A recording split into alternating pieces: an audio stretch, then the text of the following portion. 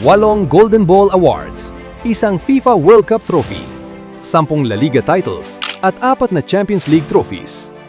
Ang kaisa-isang player sa kasaysayan na nakakuha ng lahat ng prestihiyosong parangal sa mundo ng football. Siya ang tinaguriang GOAT o Greatest of All Time. Isang tapat na asawa, isang mapagmahal na ama, at isang bilyonaryo na itinuturing na genius sa football. Ngunit bago ang mga hiyawan ng mga fans sa loob ng mga dambuhalang stadium, ang hindi alam ng marami ay ang batang ito ay halos isinuko na ng tadhana.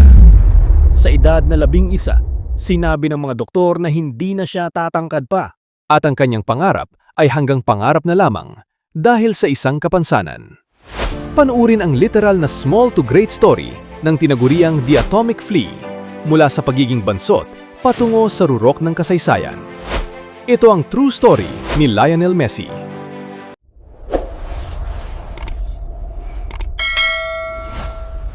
Si Lionel Messi ay ipinanganak noong June 24, 1987 sa Rosario, Argentina. Lumaking salat sa marangyang buhay. Ang kanyang ama na si Jorge ay isang factory steel worker at ang kanyang ina na si Celia Maria ay isang part-time cleaner. Sa edad na 4, sumali na siya sa club ng Abanderado Grandoli FC, kung saan ang tatay niya ang coach. Pero ang tunay na secret weapon ni Leo, ang kanyang lola Celia. Siyang matiyagang naghahatid sa kanya sa ensayo at palaging naniniwala na ang kanyang apo ang pinakamagaling sa lahat. Kaya nang pumanaw ang kanyang lola bago siya maglabing isa, markado ng pangungulila ang puso ni Leo. Kaya naman sa tuwing nakakaskor siya, mapapansin mong tumitingin siya sa langit at itinataas ang dalawang daliri. Isang tahimik na pagpupugay sa lola na unang naniwala sa kanyang kislap. Sa edad na 7, pumasok siya sa Newell's Old Boys. Dito nabuo ang kinatatakutang The Machine of 87, isang youth team na halos hindi matalo-talo. Sa loob ng 6 na taon, kumamada si Messi ng halos 500 goals. Isipin mo, bata pa lang, parang photocopier machine na siya ng mga goals. Ngunit sa edad na 11, isang balita ang yumanig sa pamilyang Messi. Na-diagnose si Leo na may growth hormone deficiency o GHD. Sa madaling salita, kulang ang katawan niya sa hormone para lumaki. Kung hindi siya magagamot, mananatili siyang bansot at hindi kailanman magiging professional athlete. Ang problema? Ang gamot ay nagkakahalaga ng $900 kada buwan. Para sa isang pamilyang sapat lang ang kinikita para sa pagkain, ang halagang ito ay parang bundok na imposibleng akyatin. Gabi-gabi, sa loob ng 3 taon, kailangang turukan ni Messi ang sarili niya ng hormone sa kanyang binti. Isipin mo, isang bata, tinitiis ang sakit ng karayom gabi-gabi para lang sa pangarap na maging normal.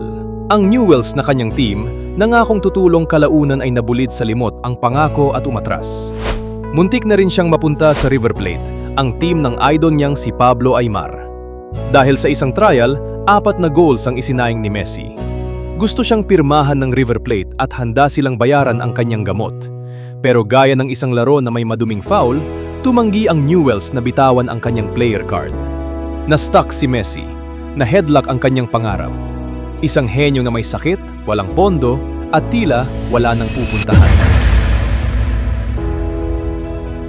Ngunit dito pumasok ang guardian angel ni Messi. Nakita siya ni Carles Rexach, ang sporting director ng FC Barcelona. Namangha si Rexach sa batang kasing liit ng daga, pero kung mag-dribble ay parang kidlat. Sa takot na maunahan ng iba, dahil wala silang papel noon, kinuha ni Rexach ang isang paper napkin sa restaurant at doon isinulat ang unang kontrata ni Messi.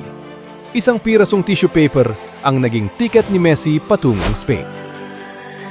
Pero ang tagumpay ay laging may kaakibat na pait. Habang ang ibang 13-year-old ay naglalaro sa kanto, si Messi ay nakakulong sa La Masia, ang training academy ng Barcelona.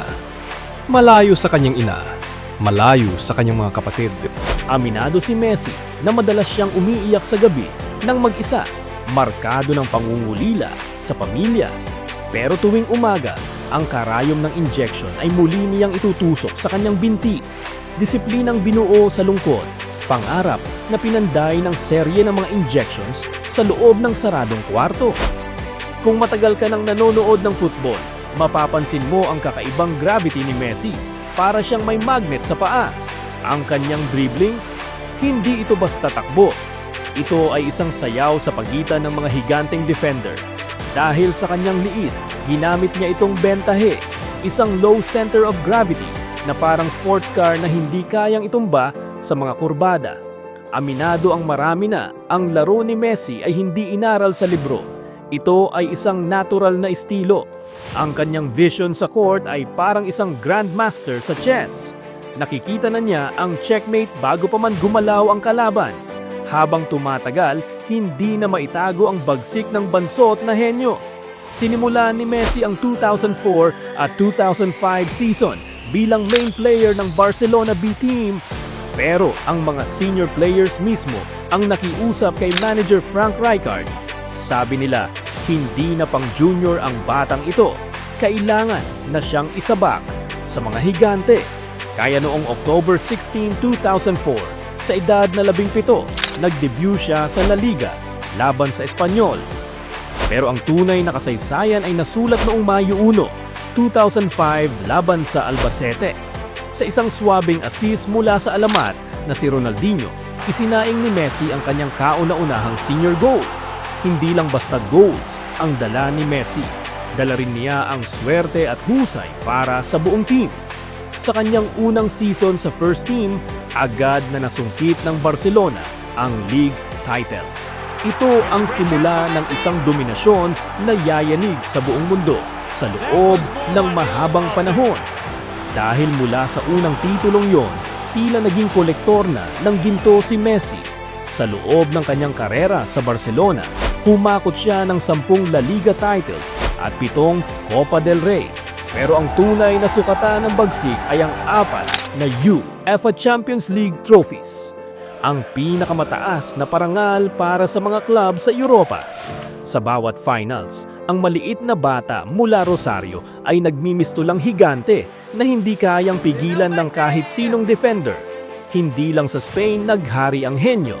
Matapos ang kanyang makasaysayang pananatili sa Barca, dinala niya rin ang kanyang magic sa France, kung saan nasungkit niya ang 2 French League titles at 1 French Super Cup title kasama ang PSG.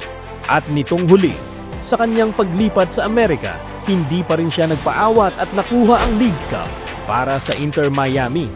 Sa kabuuan, si Messi ay mayroong 48 na official trophies, ang pinakamarami sa kasaysayan ng football. Dagdagan mo pa ng 8 Ballon d'Or Awards, ang parangal para sa pinakamagaling na player sa buong mundo. Isipin mo, sa bawat taon na lumilipas, mas lalong bumibigat ang kanyang cabinet ng mga medalya. Ngunit sa kabila ng lahat ng gintong ito, may isang tropeyo na tila mailap, isang pangarap na muntik nang magpabitiw sa kanya, ang World Cup. Dahil sa loob ng maraming taon, ang bansag na GOAT ay laging may kaakibat na pero. Magaling si Messi pero wala siyang titulong dala para sa Argentina. Binansagan siyang Spanish ng sarili niyang mga kababayan, kesyo mas mahal daw niya ang Barcelona kaysa sa sariling bandila. Dumating ang taong 2014, 2015 at 2016. 3 magkakasunod na finals, 3 magkakasunod na talo. Sa World Cup at Copa America, laging abot kamay na ang tropeyo pero biglang nadudulas. Nakita ng buong mundo ang pagluha ng isang hari. Ang sakit ay umabot sa puntong hindi na kinaya ni Messi. Kaya noong 2016, matapos ang isa namang bigong finals, binigkas niya ang mga salitang dumurog sa puso ng football world. Para sa akin, tapos na ang national team. Ginawa ko na ang lahat pero hindi talaga para sa akin. Nag-retire si Messi. Iniwan niya ang Argentina dahil sa sobrang frustration at bashing. Akala ng lahat, doon na magtatapos ang kanyang kwento sa international stage. Isang henyo na may sugat sa puso na hindi kailanman maghihilom. Ngunit gaya ng turo ng buhay, kung sumablay ang shoot, rebound lang ng rebound. Hindi hinayaan ng tadhana na magtapos ang kwento sa iyak. At noong 2021, binasag niya ang sumpa at nakuha ang Copa America. At nitong 2020-22 sa Qatar, sa kanyang huling pagkakataon, ipinakita ni Messi na ang isang medical miracle ay may reserba pang divine intervention. At sa wakas, ang maliit na bata mula Rosario ay binuhat ang kanyang bansa sa panalo. Patunay ang buhay ni Lionel Messi na hindi nasusukat ang laki ng tao sa kanyang tangkad, kundi sa laki ng kanyang puso at disiplina. Ang kapansanan na akala ng marami ay magpapabagsak sa kanya, ang siya pa palang naging dahilan para maging pinakamagaling siya sa kasaysayan. Kung pakiramdam mo ngayon ay maliit ka, na parang hindi ka lalaki o hindi ka magtatagumpay dahil sa iyong kalagayan, tandaan mo si Messi.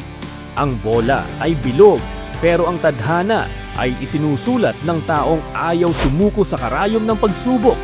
Huwag kang matakot kung bansot ang simula mo, dahil ang mahalaga ay higante ang pagtatapos mo. Sana ay nagustuhan ninyo ang ating kwento. Kung may suggestion kang content na gusto mong mapanood, i-type mo na sa comment section. Sisikapin nating isunod sa ating channel. Mag-subscribe ka na rin. Libreng nood lang, wala pang monthly bill, di tulad ng iba dyan. Hanggang sa susunod nating video, ito ang Beyond the Game. Maraming salamat!